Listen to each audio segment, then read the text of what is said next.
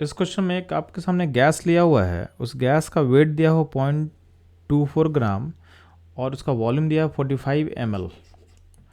आपसे इस गैस का वेपर डेंसिटी पूछा है, ठीक है। और आपको गिवन क्या दिया हुआ है, डेंसिटी ऑफ हाइड्रोजन दिया हुआ है ग्राम पर लीटर में।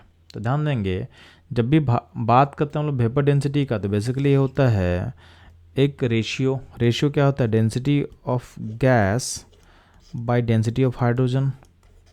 अब चूंकि क्वेश्चन में आपको डेंसिटी ऑफ हाइड्रोजन दिया हुआ है इन ग्राम पर लीटर में, तो हमको निकालना पड़ेगा इस गिवन गैस का डेंसिटी ग्राम पर लीटर में, और दोनों का रेशियो लेके मेरा आंसर मिल जाएगा। तो ध्यान देंगे, आपके पास इन्फॉर्मेशन क्या दिया हुआ है कि 0.24 ग्राम है 45 ml में।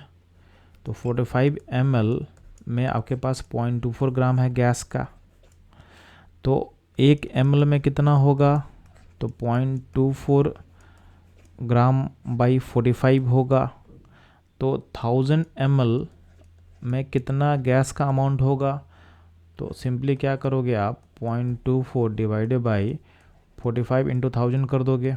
अब जो 1000 ml है उसका बोल सकते हो 1 लीटर, तो ये हो जाएगा आपका 1 लीटर। तो 1 लीटर में इतना अमाउंट गैस का होगा, इसको जब आप कैलकुलेट करोगे तो वैल्यू आ जाएगा 5.33, ठीक।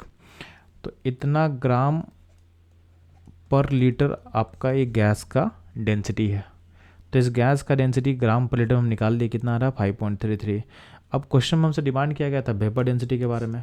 तो वेपर डेंसिटी बेसिकली क्या है, आपका रेशियो है density of gas by density of hydrogen. तो डेंसिटी ऑफ गैस निकल के आ गया आपके पास कितना 5.33, डिवाइड इसको करेंगे हम डेंसिटी ऑफ हाइड्रोजन से जो कि है 0.089। अब ये वैल्यू आप कैलकुलेशन करोगे तो वैल्यू जो है, चूँकि यहाँ डेसिमल को तो यहाँ से यहाँ खींचोगे तो ऊपर डेसिमल भी यहाँ खींचेगा, तो आपका जो वैल्यू होगा 53.3 डिवाइडेड बाई 0.89 है। तो चूँकि आपका डेनोमीटर 1 से छोटा है, तो वैल्यू जो होगा 53 से ज़्यादा होना चाहिए, ठीक है। और ज़्यादा नहीं, बस हल्का सा बड़ा होना चाहिए। तो आप देखोगे कि हल्का सा बड़ा जो वैल्यू है कौन सा है, तो ये वैल्यू आपको दिखेगा ऑप्शन बी।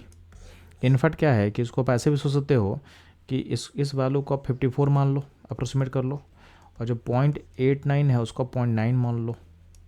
तो इसको आप जब सॉल्व करोगे तो वैल्यू अराउंड जो होगा नियर अबाउट 60 होगा। तो आपका जो आंसर होगा नियर अबाउट 60 होना चाहिए। तो आपका आंसर जो बी होगा मैच कर जाएगा।